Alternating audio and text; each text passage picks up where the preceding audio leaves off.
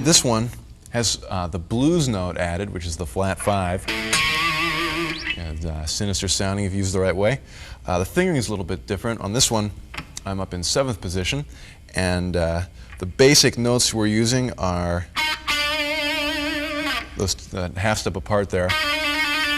Be I guess E flat and D sharp, or wait a minute, E flat is D sharp, E flat and D. And you've got a 3-note stretch on the D string and the A string. The notes would be C, A, and G, E. So the whole thing, that's your shape. The pattern, real similar to the stuff we've been doing, where the first part goes, you know, that's the same thing as, but different set of strings, or I mean, slightly higher on the neck, but still pentatonic. Then at the end, I put in this little sequence. I go descend 1, 2, 3, 4, 5 notes in the scale, and then end it with a little descending 3 on the end. So real slow, that sounds like.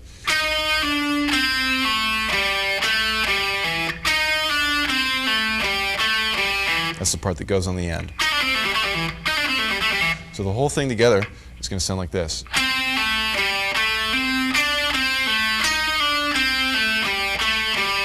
One more time.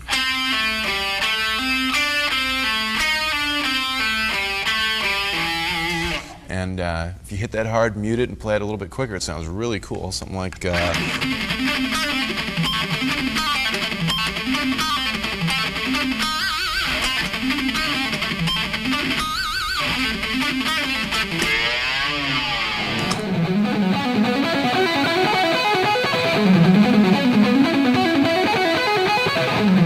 Here are some pentatonic licks that are 2 notes per string, but they're still fast. This is sort of a 16th note feel in A minor pentatonic, and it sounds something like this. Let me see if I can get through it.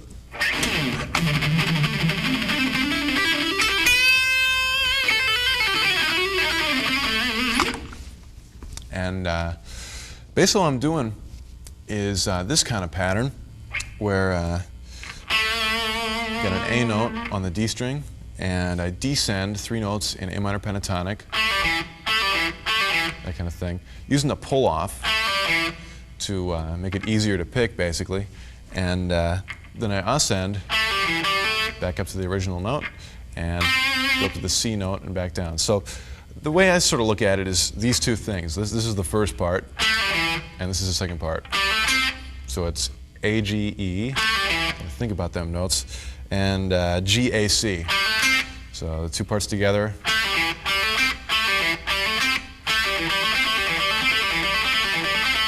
That's the main sort of meat and potatoes. In fact, that'll give you a real good kind of triplet lick. Slower. Sped up.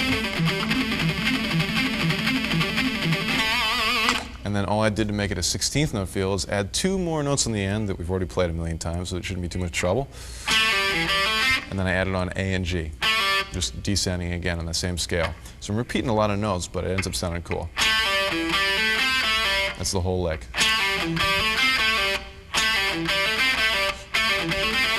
And just that, cycled over and over, will sound pretty cool, you know.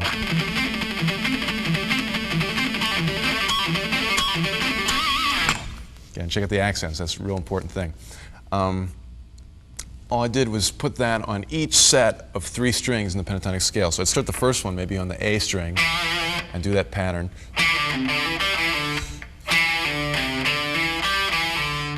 On those 3 strings, keeping within the shape of A minor pentatonic. Then do the one based on the D string. This is the one we started on. Then do the one on the G string, which happens to be the D note. Same kind of pattern, a little bit slower. And some kind of thing based off the B string. Let me play it all together so it makes some kind of sense. It's the first one, second one, third one, fourth one. Maybe end it with a bend. And you put it all together.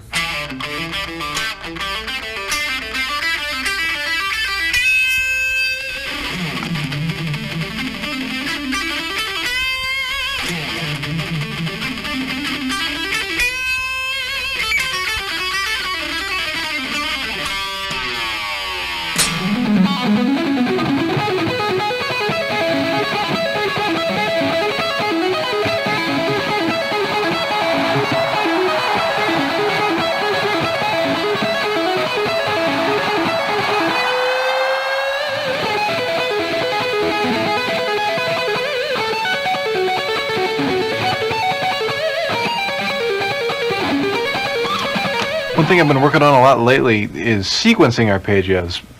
Basically playing them in some way besides straight up and down, just blah, blah, blah. An example of some techniques that work really well for that, I'm figuring them a little more two-note per string oriented. Almost like a pentatonic scale, but fingering the notes in a way where it sounds like an arpeggio. In fact, it is an arpeggio. Let's start off on the high E string. It'll be G and D. There's two notes. Then go right down to the G string, B and G. And then with your second finger on the D string, hit the E note. So right there you have all the notes out of an E minor triad. And I just go up and down using hammer-ons and pull-offs. Another thing, it's real easy to get a real good tone with distortion using this kind of technique. It's also very easy to sequence it. You could maybe go down 3 notes and then go back up and then back down. So you can do the notes in a lot of different orders, so it's not just straight up and down. You do a sequence like this.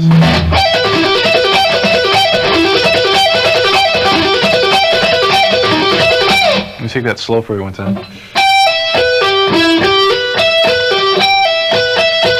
So I do go straight down the first time, back up as far as the E, and then back down the G, then to the octave G,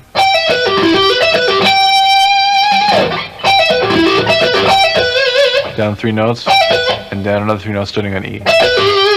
Probably much easier just to hear it slow. Let's try it again.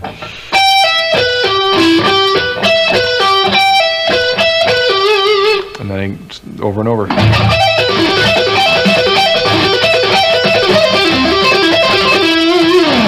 Okay, I know there's a bunch of arpeggio meisters out there, and this one hopefully will give you what you need to do some arpeggios that will sound cool. I went through a lot of different sort of techniques personally with arpeggios, a lot of sweep picking stuff, a lot of string skipping, and just different ways of doing them. And I found that for me the string skipping stuff really works great because it's easy to keep in a solid tempo, and it's easy to do different phrases with it. Let me give you an example of an exercise I worked out. I hate using the word exercise, but it yes, I've used it as a warm-up, but it sounds cool too. It's a musical thing. It's based off this one lick, which if you saw the last video, you've seen this lick. It's in D major. All I'm doing is 2 notes on the high E string, F sharp and D. 2 notes on the G string, which should be A and F sharp. So right there you get a string skip. You're not using the B string at all, you're skipping over it. Don't play it, because it'll sound bad if you do. You know. The lowest note is D with your second finger on the D string, 12th fret, D major. There it is. The picking for this, I don't know, it's kind of weird. For me, it's always been easy because it's just 3 downstrokes, down, down, down. But a lot of people just have trouble with it initially, so I've mentioned them a bunch, try to get it down so it feels comfortable because it sounds pretty cool.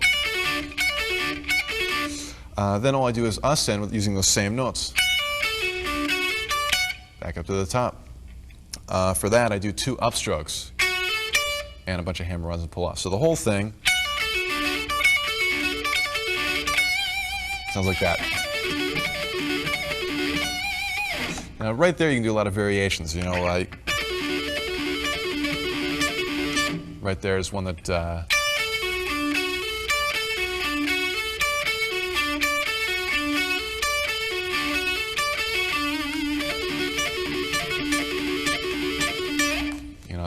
With sweep picking, that'd be quite a hassle. That was quite a hassle. Or you can get more complex intervals and jumping around with this sort of thing.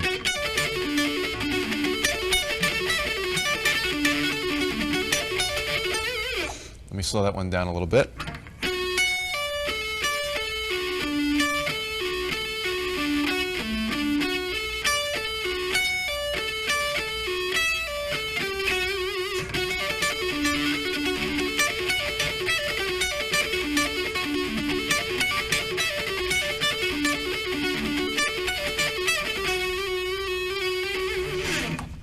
Pretty cool. So obviously a lot of different stuff you can do with this technique if you screw around with it enough. Back to the exercise. This is, again, using that D major thing, which I'm sure you're sick of hearing by now. So you're ready to go to the A major version. It's relatively simple to play because it's the same lick, just on a different set of strings. Same lick, different set of strings. And the way I go between those, I descend, go back up as far as the D note, and go way, way down to the A note on the A string, 12th fret. So it's going to sound like. So you got a pretty big shift there. Oops, take two. Between those two notes. Before I would do this, I'd practice just that section a whole lot to get that transition down. Then when you get to the A, same lick as we just did, but different set of strings. That kind of idea. So the whole thing together.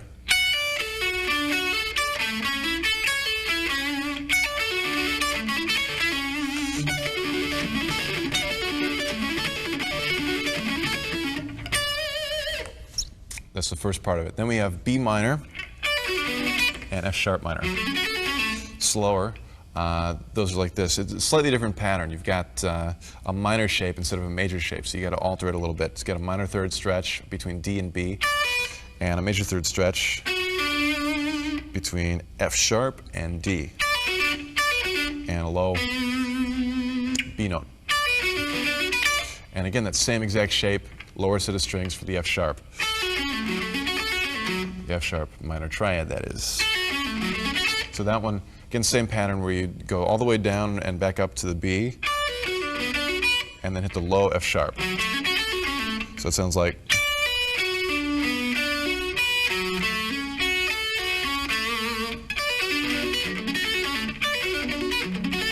And again, you can practice that one picking thing between the two, between that real big string skip.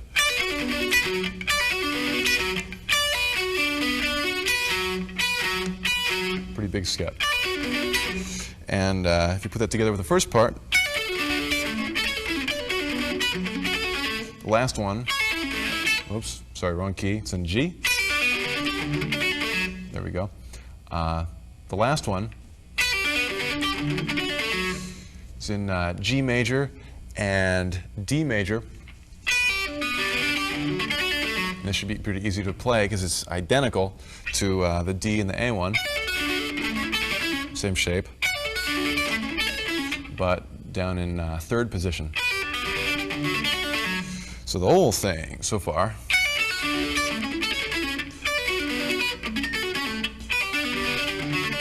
Then I go back up to G major, which we've already played, and A major. So the whole thing real slow.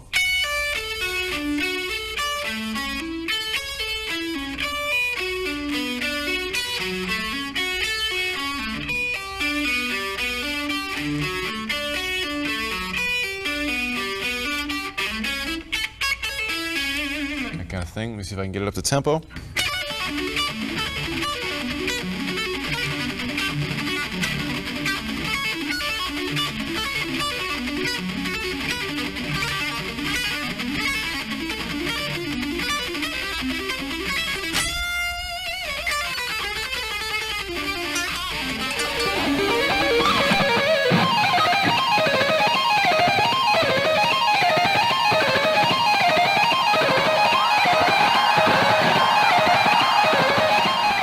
One way of playing arpeggios that I've had a lot of success with is string skipping. Basically what this is playing some notes on one string, like say the G string, and completely skipping the adjacent string, which would be the B, and going right to the E. This is a real good way of getting arpeggios by using hammer-ons and pull-offs. The first one that I did, which I really like the sound of and still use a lot, is an E minor 7th. The notes, you have a pretty big stretch in the G string. It'd be D, E, and G. Then you don't use the B string at all. You can cut it off with a chainsaw or whatever. On the E string, you'll play B, D, and D. You'll use your second finger on the G string and your third finger on the E string. A lot of times I'll add a lower note with my third finger on the G note, 10th fret of the A string.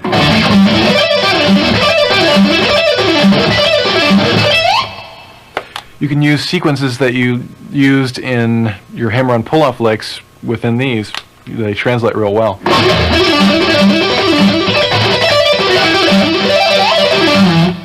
Also, two-handed stuff works real well in combination with this. For example, try adding on a G note.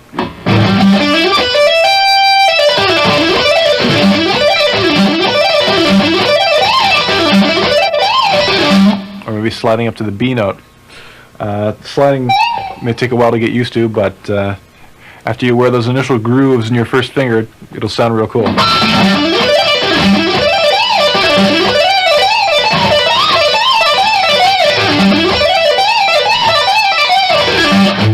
Here's another shape that translates real well with a lot of the left-hand licks that we've done earlier. This is a way of playing minor triads with a wider stretch. Let's try this one. It's in the key of B, and you have a pretty big stretch. You'll do B, D, and F sharp, all on the B string, be the 12th, 15th, and 19th frets. Then with your third finger, reach down to the 16th fret of the D string. So again, you're skipping over the G string. You don't have to use it all. And just doing hammer-ons, ascending, pull-offs, descending, and then pick the low note. So that alone will sound like this.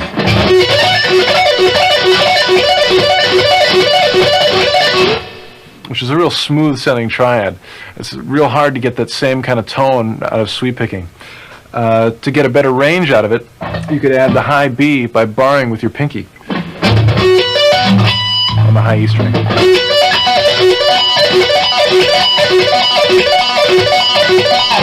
I really like the sound of the notes. If you tried to sweep pick that, it'd be very difficult to get that same kind of tone out of the string.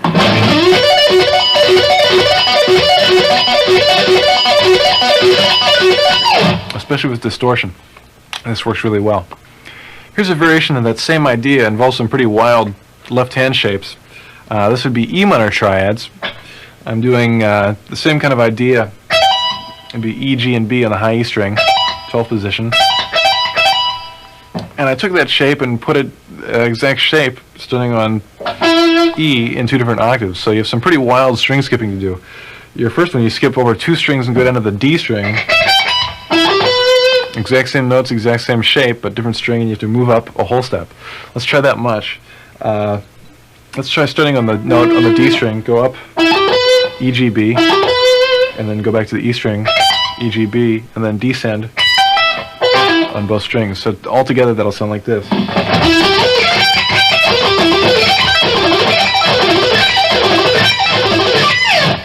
Gonna have to bend over your guitar and make the huge stretch for that one, but occasionally if you get lucky it'll work.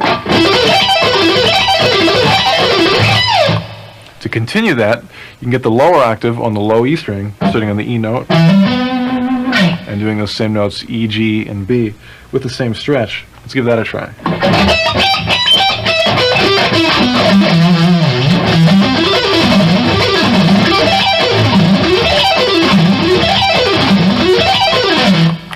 Whoa, wild and crazy.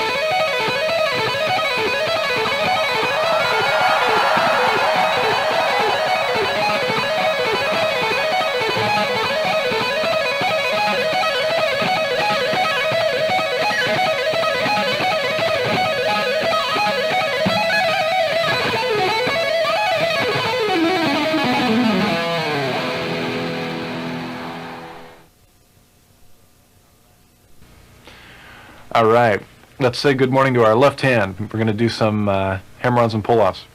The first one is one that really got my left hand going a lot.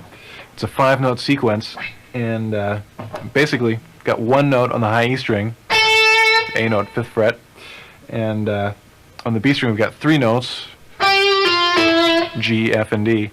On the D string, with your 3rd finger, play the D note, 7th fret, and then just go back up.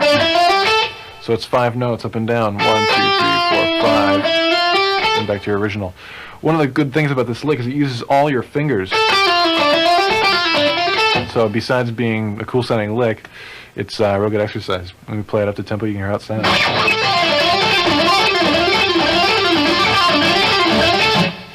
Now, although there are a lot of hammer-ons and pull-offs in this, I still am picking. Basically, my rule for hammer-ons and pull-offs is I pick every time I change to a different string. I occasionally may pick a little more than that to get a little more aggressiveness out of it, but as a bare minimum, I always pick when I go to the next string.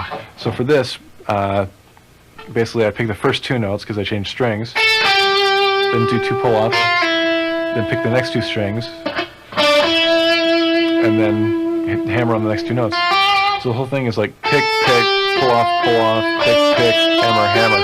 It's kind of a good sequence to remember. And again, it'll sound like this.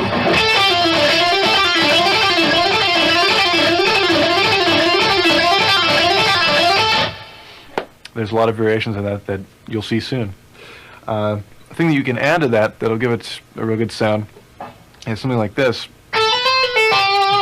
It's got 3 notes ascending, A, B, C, and then you'll go down as far as the G note on the B string.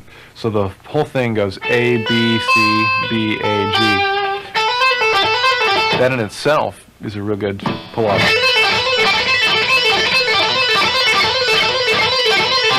And in combination with the earlier one, sounds really good. That'll sound like this. That's the one we just did, and then the earlier one together.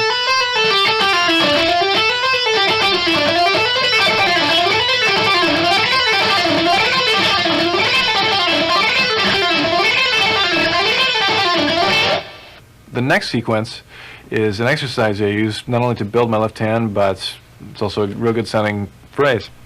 Let's start fairly high up on the 13th fret of the B string on the C note. This will all be in a kind of a whole step shape. A whole step between each finger. It'll be C, D, and D. And the whole idea of this lick, you'll always play those notes on the B string, but the note on the E string alternates. First you'll do an F note with your first finger on the 13th fret, and then descend. Then you do basically the same thing, but instead of playing the F, you'll bar with your 3rd finger and play the G. A lot of people do whole steps with their 2nd finger. If that's the case, that'll work fine, whatever is comfortable. Then use your pinky and bar and get the A note. So each time the notes on the B string are the same, but the note on the E string changes between F, G, and A. And that up to tempo will sound like this.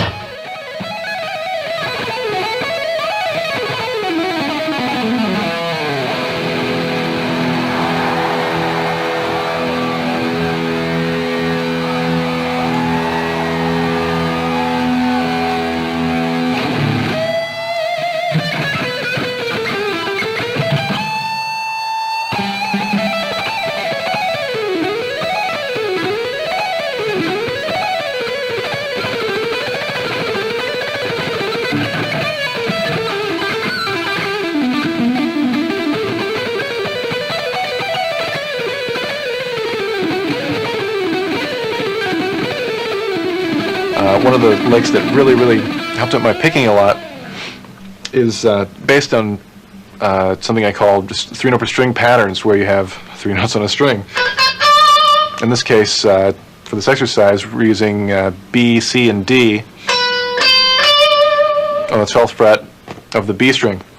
You start with a downstroke, and then to alter and pick, you just do something different than you did the last time. So it'd be down on the B, an up on the C, and a down on the D.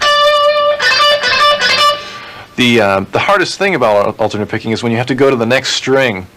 You have to jump, and there's tons of noises that can happen if you're not careful.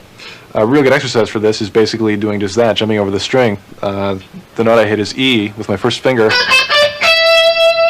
on the 12th fret of the high E string. So the exercise has got only 4 notes in it, and then I go back down and I descend. So the whole thing sounds like that. It sounds pretty simple like that. When you speed it up, it's a great lick.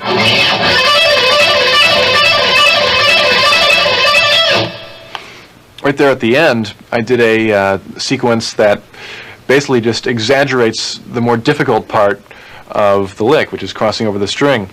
I go from the E to the D note, which is on 2 different strings, and it would be an upstroke on the E and a down on the D. And I do that twice before I descend. So the whole lick is going to sound like this.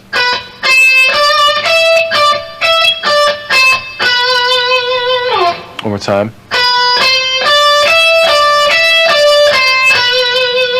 If you have trouble with this, really concentrate on getting the upstrokes on the E note. That's a lot of times if I have trouble with a lick, I can kind of pinpoint the problem, and I found that usually is the problem in that one is doing the ups on the E note. You can even exaggerate the motion at first. You won't be able to play it as quickly, but it'll help you play it clean, or help the idea in your mind. So let's hear that one up to speed.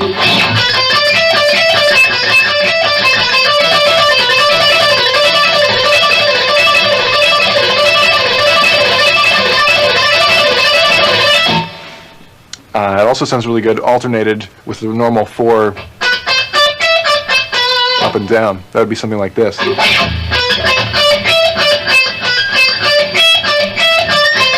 first time I just go straight and then alternate between the 2.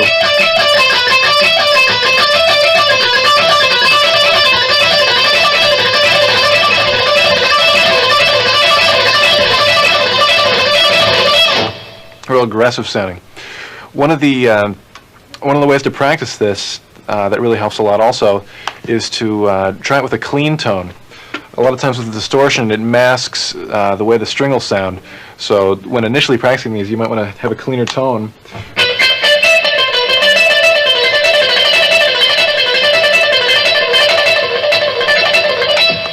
You may have to pick a little bit harder than you would with distortion, but it gives you a lot of control, and it's a lot easier to lighten up on the pick and than it is to get harder. So playing with a clean tone really helps that.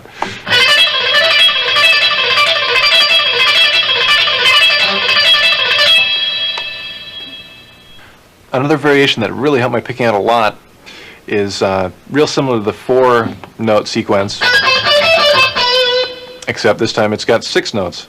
Basically the same thing. We'll keep the same position, just add F sharp and G, which will keep us in E minor. Again, you've got that same upstroke on the E note. Keep thinking about that. And let's hear that one up to speed. That's one of my favorites.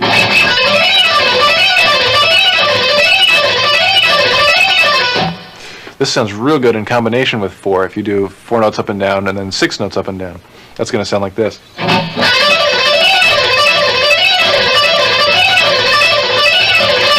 Let me do that slow so you can hear how it goes.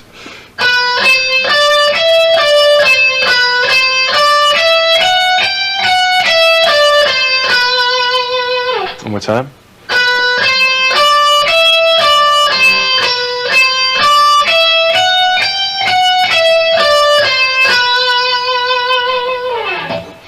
I use a lot of these combinations between 4, 6, and also going between the 2 strings for improvisation, this kind of thing.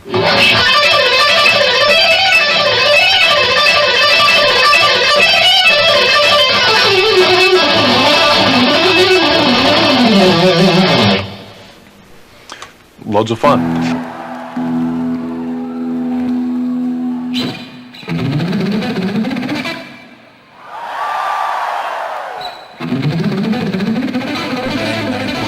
Of the last video was all based on this kind of thing, the old 3-note per string.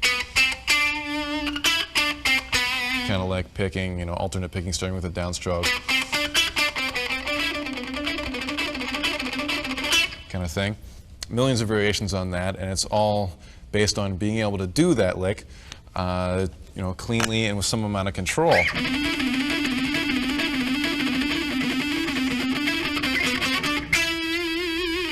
Initially, just try that lick, but do it real quiet and muted, and try to do it at a tempo where it's pretty quick, you know, that you're comfortable with, something like. Then try the same thing, but hit it real hard and don't mute it. And then try to go between the two different fields.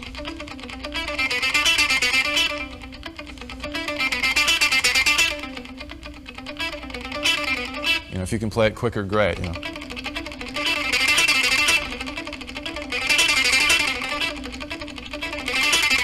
But this takes a lot more control than just hitting everything with the same attack and the same volume. And this will really help you to give it a more musical, you know, just put it in context musically better in any way you play it in a song or in an unaccompanied solo. It'll give you a lot more control. It's a lot more expressive that way. With distortion, it'll sound a little bit more like this. Let me try it like this. I'll hit it real light and muted first. I'll start hitting it harder. Light and muted.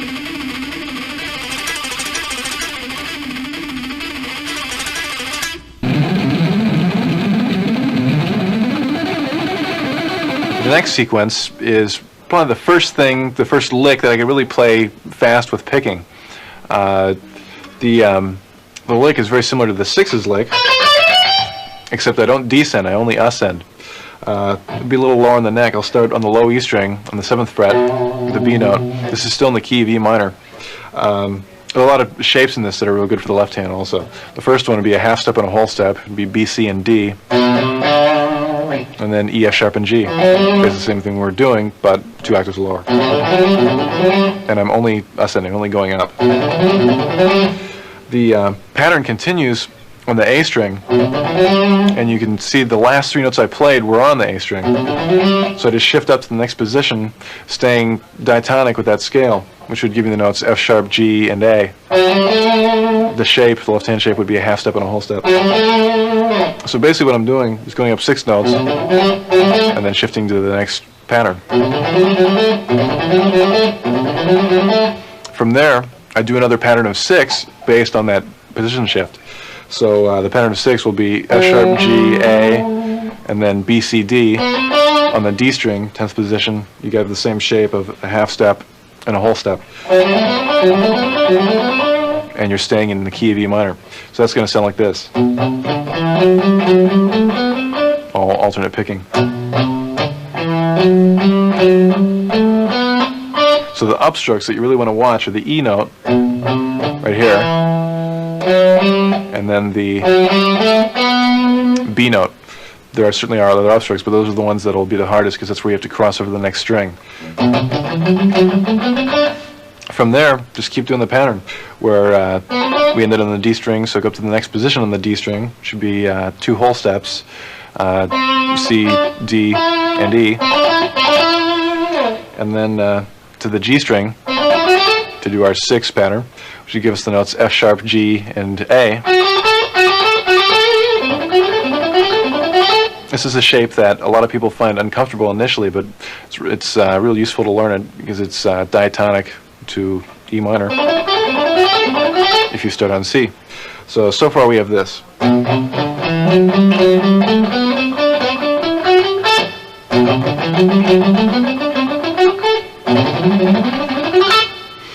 Let's continue. After we get to the A note, go up to the 12th fret on the G string and do 2 whole steps, be G, A, and B. Then on the B string, to continue our pattern of 6, we'd have C, D, and D. From there, let's continue, go to the D note on the 15th fret of the B string with your first finger and do a pattern. The shape is again 2 whole steps. The notes would be D, E, F sharp, G, A, B. So basically what we have here is just a bunch of ascending sixes, patterns of 6 notes. 1, 2, 3, 4, 5, 6, 1, 2, 3, 4, 5, 6, 1, 2, 3, 4, 5, 6, etc.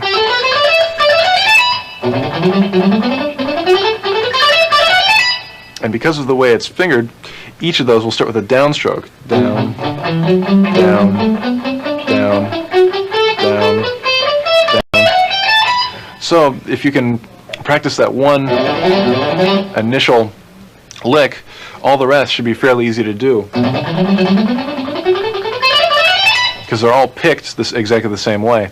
Let's give it a try up the tempo. You can hear how it sounds.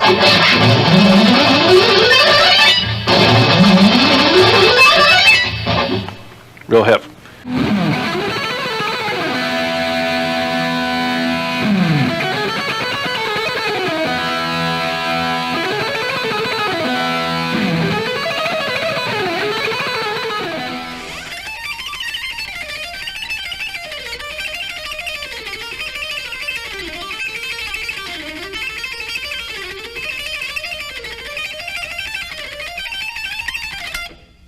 But this is basically how it goes. It's all on 2 strings, the B string and the E string, and it's all in G minor. And I'm just going to play through it real slow.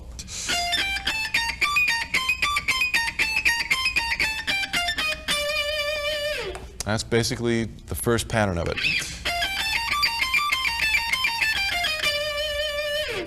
From there, it just does the same kind of pattern, but starting on that new note. So that from there, I would go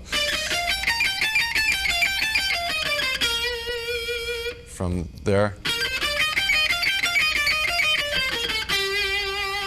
from there, and then I ascend with the same thing.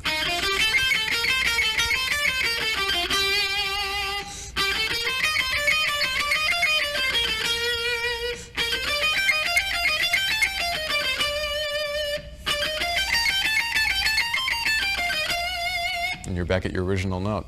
So let me play through the whole thing without stopping so you can hear how it sounds together.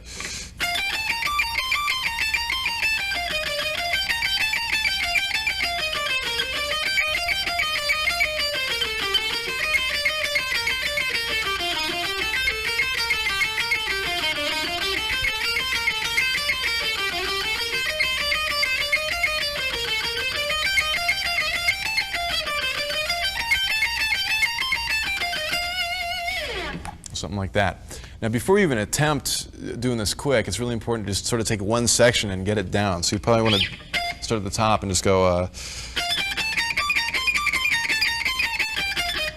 maybe that much of it.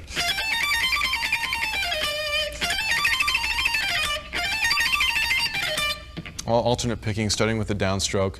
And the thing that really keeps me on the ball doing this is concentrating on where the left hand shifts positions, and for some reason it always ends up being a downstroke there. So if I sync up, my left hand shifts and my downstrokes seems to help a lot.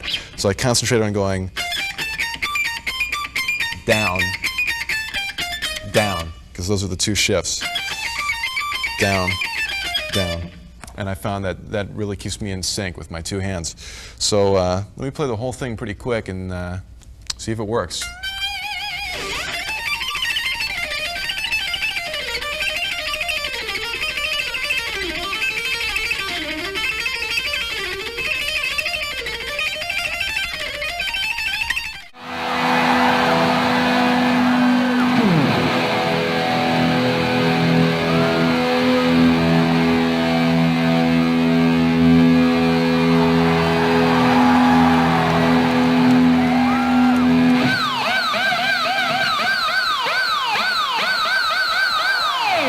There really is a lot you can do with just that little old pick, but in a way it's kind of limiting when you know that there's a possibility of using not 1, but 3 picks on the end of a drill. There's really nothing like it.